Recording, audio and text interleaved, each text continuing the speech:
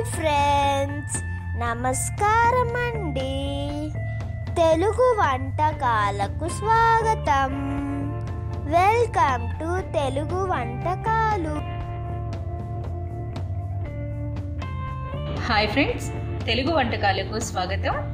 ఈరోజు నేను ఒక సాంబార్ రెసిపీ చూపించబోతున్నాను. అది ములక్కాడ సాంబార్. అంటే కాయగూర ముక్కల్లో ములక్కాడ ముక్కల్ని కాసింత ఎక్కువ వేసి ములక్కాడ ఫ్లేవర్తో ములక్కాడ సాంబార్ని చేయటం చూపించబోతున్నాను. నా ఈ రెసిపీ మీ అందరికీ తప్పక నచ్చుతుందని ఆశిస్తున్నాను. మీకు నచ్చినట్లయితే నా ఛానల్ సబ్స్క్రైబ్ చేస్తా. మీ అమూల్యమైన సలహాలు సూచనలు పంపగలరు. ములక్కాడ సాంబార్ తయారు చేయడానికి కావలసిన పదార్థాల్లో ముందుగా ములక్కాడని ఈ విధంగా కట్ చేసి పైన ఉన్నటువంటి పెంచును కాసింత తీసి పెట్టుకోవాలి ఇలా. అలాగే కావలసిన మిగతా సామాన్లలో కందిపప్పు 1 కప్పు, పులుపుకి సరిపడా చింతపండు, ఇది సాంబార్ మసాలా పౌడర్, కొత్తిమీర, కరివేపాకు, నూనె, పసుపు, రుచికి సరిపడా ఉప్పు, కారము, ఇంగువ, పోపు సామాన్లలో ఆవాలు, జీలకర్ర, మెంతులు, సోంపు, వెల్లుల్లిపాయి, ఎండుమిర్చి మరియు కాసింత బెల్లము. ఈరోజు సాంబార్లో ములక్కాడ ముక్కలతో పాటు మరికొన్ని కాయగూర ముక్కలు ఉపయోగిస్తున్నాను. వాటిలో అవి టమాటోలు, క్యారెట్ ముక్కలు, పచ్చిమిర్చి ముక్కలు, ఉల్లిపాయ ముక్కలు మరియు బెండకాయ ముక్కలు. ఇవి కావలసిన పదార్థాలు. వీటితో ఇప్పుడు ఎంతో రుచికరంగా ఉండే ములక్కాడ సాంబార్ చేయడం చూపించబోతున్నాను. ఇప్పుడు ముందుగా తయారీ విధానంలో ఈ కందిపప్పులో సరిపడా నీళ్లు వేసి ఉడికించి పెట్టుకోవాలి. అలాగే ఈ చింతపండును కూడా నీళ్లు పోసి నానబెట్టి పులుపుని తీసి పక్కన పెట్టుకోవాలి.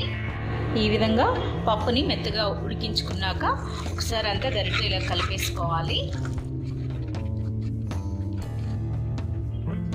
ఈ విధంగా పప్పును కలిపేసుకున్నాక ఇప్పుడు ఇందులో కాయగూర ముక్కలను వేసుకోవాలి. అందులో ముందుగా ఈ ములక్కాడ ముక్కలు, వీటితో పాటుగా బెండకాయ ముక్కలు, టమాటో ముక్కలు, పచ్చిమిర్చి, క్యారెట్. క్వాంటిటీ అన్నది అది మన ఇష్టం, తినేదాన్ని బట్టి వేసుకోవచ్చు. అలాగే చిన్న ఉల్లిపాయలు, అదే చిన్న ఉల్లిపాయలు లేనప్పుడు పెద్దవి అయితే మన ముక్కలుగా తరిగి కూడా వేసుకోవచ్చు. ఈ విధంగా కాయగూర ముక్కలు వేసుకున్నాక ఇప్పుడు కాసింత పసుపు, కారము, అలాగే రుచికి సరిపడా ఉప్పు మరియు సాంబార్ మసాలా కూడా సగం వేసుకోవాలి. ఇప్పుడు కాసింత చింతపండు పులుపు వేసుకొని కుక్కర్ మూత పెట్టి 1 విజిల్ వరకు ఉడికించుకోవాలి.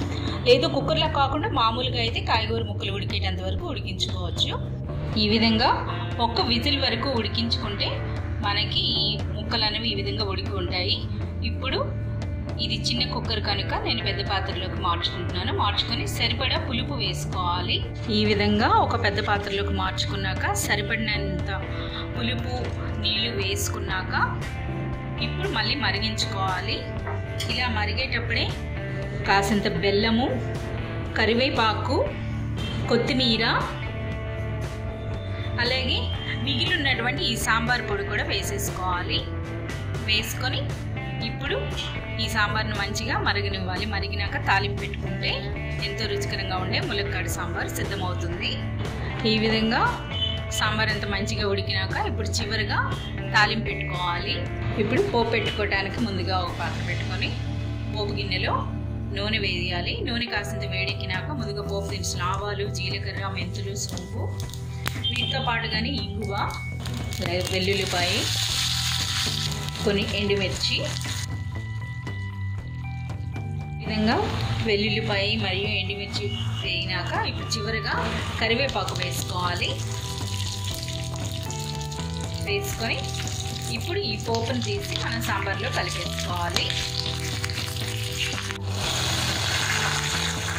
ఇప్పుడు ఎంతో రుచికరంగా ఉండే ములక్కాడ సాంబార్ సిద్ధమైంది. నా ఈ రెసిపీ మీ అందరికీ నచ్చిందని ఆశిస్తున్నాను. మీకు నచ్చినట్లయితే తప్పక నా ఛానల్ సబ్స్క్రైబ్ చేస్తా. మీ అమూల్యమైన సలహాలు సూచనలు పంపగలరు. Thank you. నమస్తే.